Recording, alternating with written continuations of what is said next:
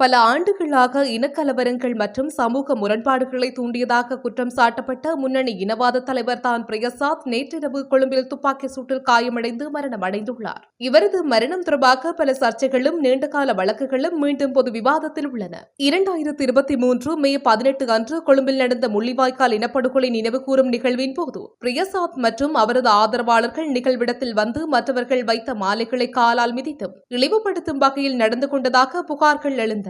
இந்த நிகழ்வு தமிழ் சமூகத்திடம் பெரும் கோபத்தை ஏற்படுத்தியது. பிரசாத் தலைமையிலான குழு குறிப்பாக இனம் மற்றும் மதம் தொடர்பான நிகழ்வுகளில் ஆண்டுதோறும் திட்டமிடப்பட்டு கலவரங்களை தூண்டியதாக பல்வேறு சமூக ஆர்வலர்கள் மற்றும் அமைப்புகள் குற்றம் சாட்டியுள்ளன. இவரது செயல்பாடு பலமுறை சட்ட ரீதியான பிரச்சினைகளுக்கு வழிவகுத்ததோடு சமூக இணக்கத்தை குலைப்பதாகவும் விமர்சிக்கப்பட்டது. நேற்றிரவு கொழும்பில் அமைந்துள்ள பிரசாத்தின் இல்லத்துக்கு அருகே துப்பாக்கி சூடு நடத்தப்பட்டதாக போலீசார் தெரிவித்தனர். இதில் காயமடைந்த பிரசாத் அருகிலுள்ள மருத்துவமனையில் உயிரிழந்திருந்தார். இந்த தாக்குதல் தொடர்பாக யார் பங்கு வகித்தனர் என்பது தெளிவாகவில்லை. பிரசாத்தின் மரணத்தை தொடர்ந்து அவருக்கு ஆதரவாகவும் எதிராகவும் பல்வேறு குழுக்கள் வாதாடி வருகின்றன.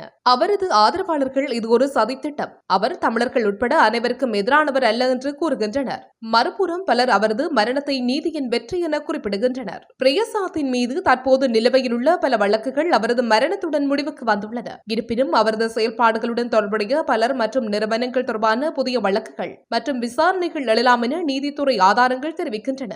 போலீசார் இந்த சுடுகுண்டு வழக்கை விரிவாக விசாரித்து வருகின்றனர். இலங்கையின் சிக்கலான இன அரசியலில் பிரசாத் ஒரு சர்ச்சைக்குரிய புள்ளியாக இருந்தார். அவரது மரணம் பழைய புண்களை மீண்டும் திறந்ததோடு சமூக நீதி மற்றும் சமாதானம் குறித்த விவாதத்தையும் தீவிரப்படுத்தியுள்ளது.